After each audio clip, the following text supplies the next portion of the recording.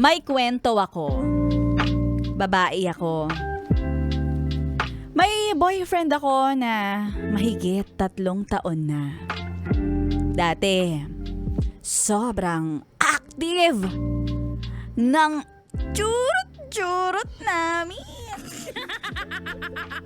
Halos bawat gabi, may lambing at kilig na dala ng bawat touch at kiss.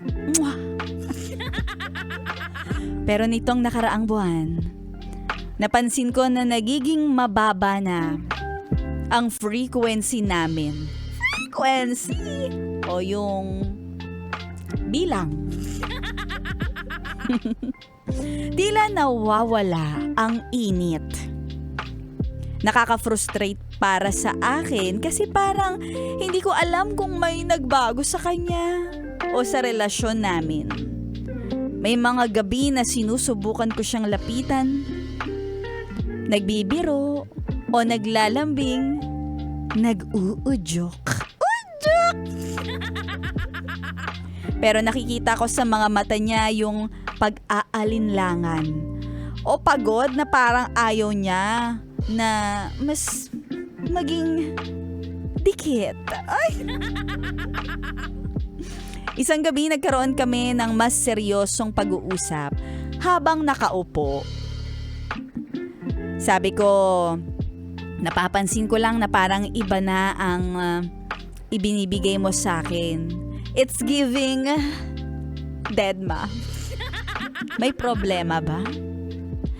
Habang hawak-hawak ko ang kamay niya at tumango siya, medyo nahihiya.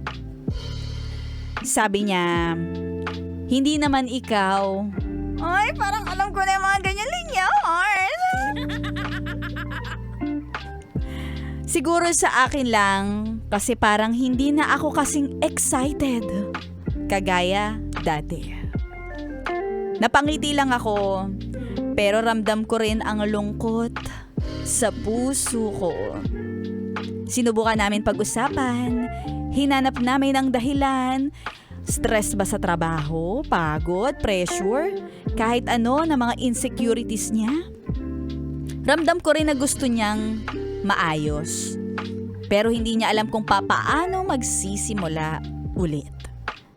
Dumating ang ilang linggo na parehong sinusubukan naming mag-adjust. Maglaan ng quality time, date nights, maging playful. Wow, ang dami. Minsan naiisip ko baka kailangan lang talaga ng time para bumalik yung spark namin.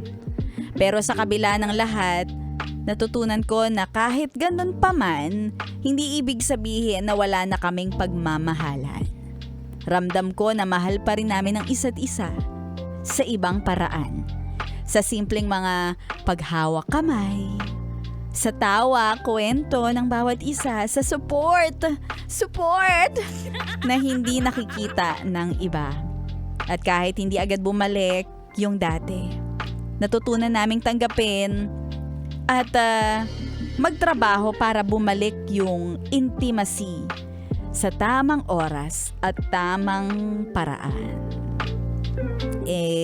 Isa pa, ayaw ko rin naman matulad sa iba na puro bembangan tapos kapag nakabuo na, sasabihin hindi pa ready.